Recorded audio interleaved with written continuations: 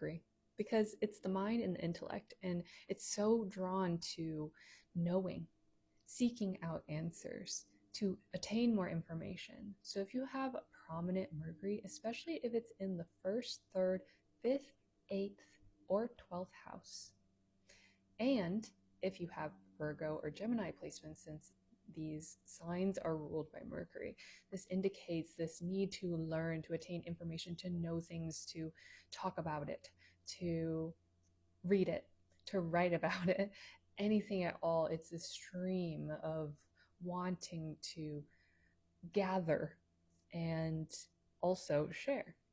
How it shows up is if it's in the first house that's all about you. Maybe it's psychology, self-help, or self-development, or it's being in front of a camera, or you love learning about things like astrology. And in the fifth house, it can be creative. It can be something that you want to express and it feels cathartic, and maybe you are a speaker, you want to be on stage. Or in the eighth house, you want to know the taboo, the unseen, the misunderstood, or maybe the things that people don't really pay attention to. And then the 12th house is you are creating a whole world of your own, or your dream world is rich. So those are some of the ways that they manifest themselves. This can be applied to the other placements, such as Mars. If you have a strong Mars or in any of these houses, or if you have Mars conjunct Mercury, then Mars brings in the passion, the drive.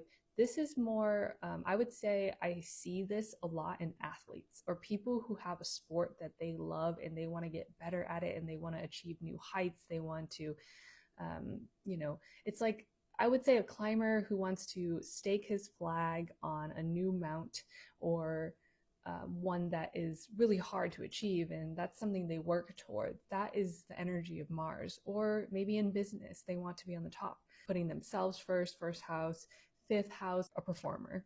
They're doing it, but they're doing it for others.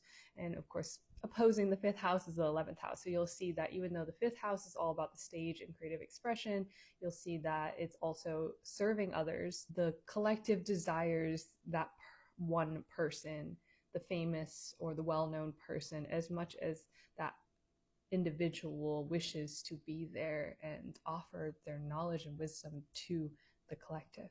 So it's reciprocal, and we can apply this to all of the axes of the houses.